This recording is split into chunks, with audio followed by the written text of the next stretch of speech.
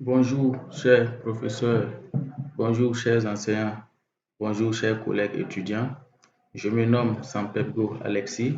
Je suis infirmier diplômé d'État en service au CSPS de Zemalga dans le district sanitaire de Zorgo dans la région du Plateau central au Burkina Faso.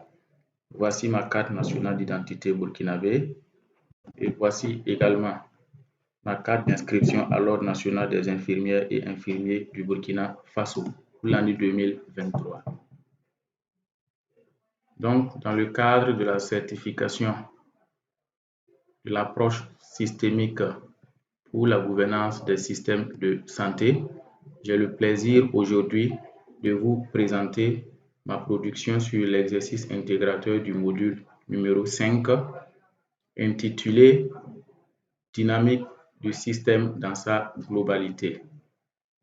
Donc ici, pour cet exercice, nous allons partir d'une situation problématique et identifier un stock, c'est-à-dire une population à risque. Et nous allons, à partir de ce stock, établir des flux d'entrée et des flux de sortie.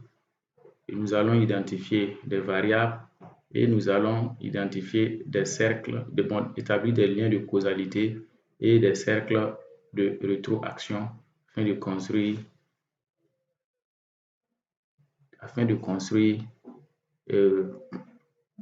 un système dans la résolution d'un problème selon la dynamique du système dans sa globalité. Donc ici, comme situation problématique, nous avons ici la fréquence élevée des cas de rechute des enfants sortis de la malnutrition aiguë sévère dans l'aire sanitaire de Nama. Donc, ça veut tout simplement dire qu'ici, notre problème est que dans l'aire sanitaire de Nama, nous avons constaté à un certain moment une recrudescence des cas de rechute des enfants qui ont eu à faire la malnutrition. Ça veut dire qu'après guérison, ces enfants beaucoup ont refait la malnutrition, chose qu'on appelle rechute. Et cela est dû à la précarité de leurs conditions de vie. Donc, note ici, à partir de cette situation problématique, nous allons résoudre ce problème à travers des ressources. Les ressources sont les agents de santé, donc les agents de santé, les ASBC, les enfants de 6 à 59 mois vivant avec un risque de tomber dans la malnutrition, les mères d'enfants, la gouvernance, la communauté, la formation sanitaire, là les ressources financières. Ici, nous avons les acteurs qui sont les agents de santé, les ASPC, les enfants, les mères d'enfants, la communauté. Et voilà. Comme enjeu, nous voulons éviter les cas de rechute des enfants sortis de la malnutrition. Pour ce faire,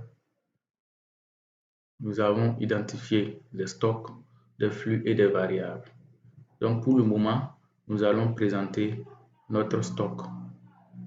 Notre stock ici concerne les enfants atteints de la malnutrition aiguë sévère. Donc à partir de la population à risque, des enfants sont atteints de la malnutrition aiguë sévère. La porte d'entrée ici, ce sont les enfants qui sont guéris avec risque de rechute. Donc ils sont guéris, mais il y a un risque de rechute. Il faut comprendre par ici risque de rechute comme ceux qui sont sortis de la malnutrition, mais qui vivent dans des situations précaires, donc dans des conditions d'alimentation très précaires. Et nous voyons que par ailleurs, il y a de ces localités où les conditions d'alimentation sont vraiment lamentables. Donc, les enfants qui sont sortis de la malnutrition aiguë sévère et qui sont dans ces conditions lamentables courent un grand risque de rechute. Comme flux de sortie, nous avons les réadmissions.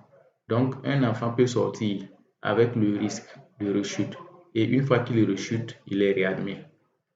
Comme flux de sortie, nous avons aussi des enfants qui guérissent sans risque de rechute. Donc, des enfants qui ont eu à faire la malnutrition, dont les parents qui, grâce à des conseils, vont éviter que l'enfant ne tombe dans la malnutrition.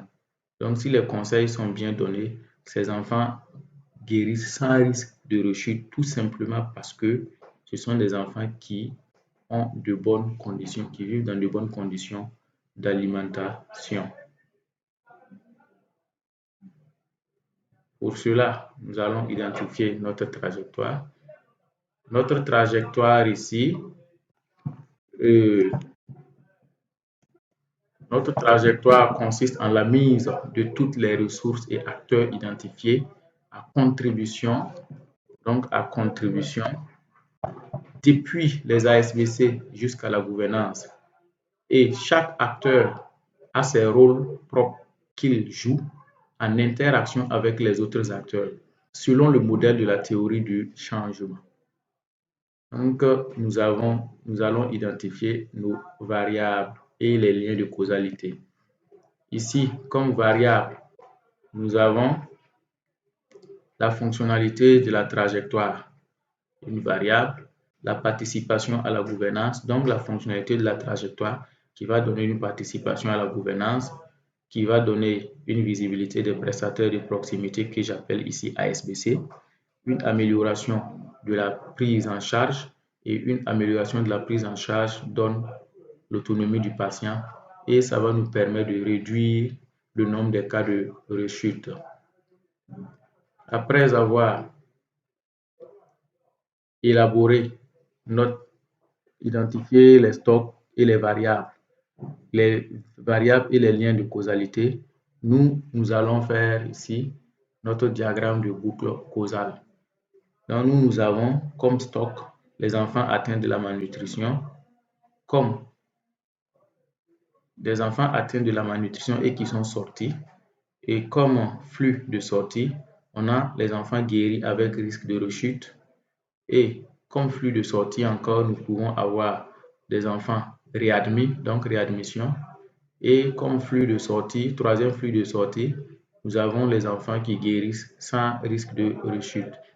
Donc ici, notre objectif consiste à réduire les risques de rechute dans la malnutrition. Pour ce faire, nous allons nous atteler à ce que notre trajectoire fonctionne. Donc, la fonctionnalité de notre trajectoire va contribuer à réduire la guérison avec risque de rechute. Donc, ça va contribuer à réduire le nombre d'enfants guéris avec risque de rechute. Voilà pourquoi on a le signe moins. Donc, la fonctionnalité de notre trajectoire diminue le risque de rechuter dans la malnutrition. Pour ce faire, c'est-à-dire pour que notre trajectoire puisse bien fonctionner, il nous faut une bonne collaboration interpersonnelle entre les prestataires de proximité que sont les ASBC et les agents de santé du CSPS. Donc, une bonne collaboration entre ces agents va augmenter la fonctionnalité de notre trajectoire. Pour aussi augmenter la fonctionnalité de notre trajectoire, il faut aussi une bonne collaboration entre les ASBC et les mères d'enfants. Parce que ici, selon la trajectoire, ça sous-entend que les ASBC vont donner un certain nombre de conseils aux mamans et ce sont ces mamans qui vont collaborer qui vont donner les informations au retour ou qui vont suivre encore de près leurs enfants. Et on parlera maintenant de collaboration entre ASBC et mères d'enfants. On peut par exemple dire que les ASBC ont appris aux mamans à mesurer les périmètres brachiaux de leurs enfants chaque 2 semaines. Ça fait partie de la trajectoire qui n'a pas été expressément faite mention ici. Donc, elles vont mesurer et si elles mesurent et qu'elles rapportent les résultats aux ASBC, on parle de bonne collaboration entre ASBC et mères d'enfants. Et cette bonne collaboration va augmenter la fonctionnalité de notre trajectoire. Et du coup,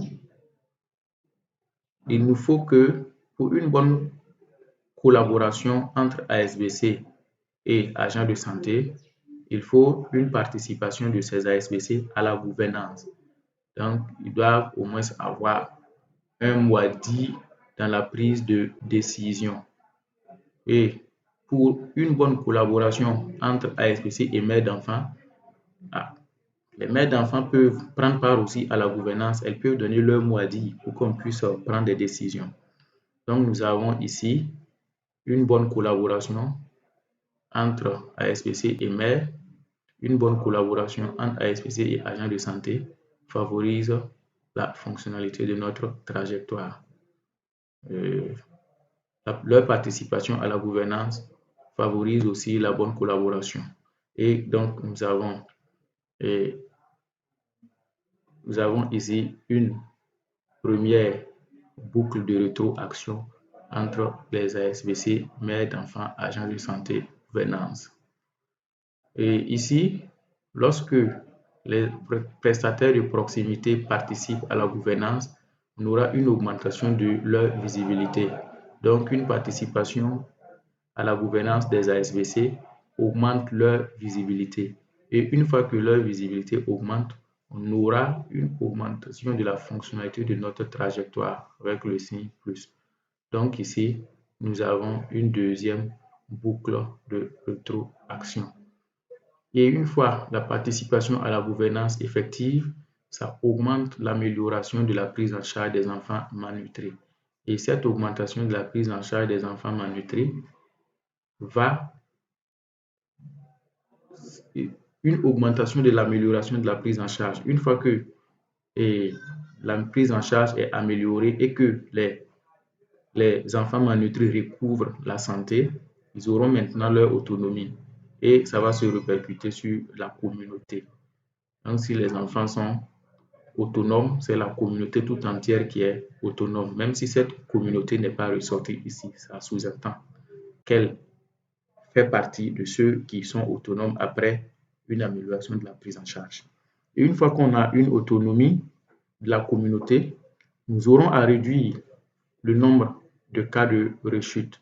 Donc, on a un signe moins. Donc, toute augmentation de l'autonomie va favoriser la réduction du nombre de cas de rechute. Et cela, s'il n'y a pas de cas de rechute, ou bien si le nombre de cas de rechute diminue, ça va aussi diminuer le nombre de cas de réadmission. Donc ici, nous avons une troisième boucle de rétroaction. Je suis donc au terme de ma présentation et vos suggestions et questions sont les bienvenues. Je vous remercie.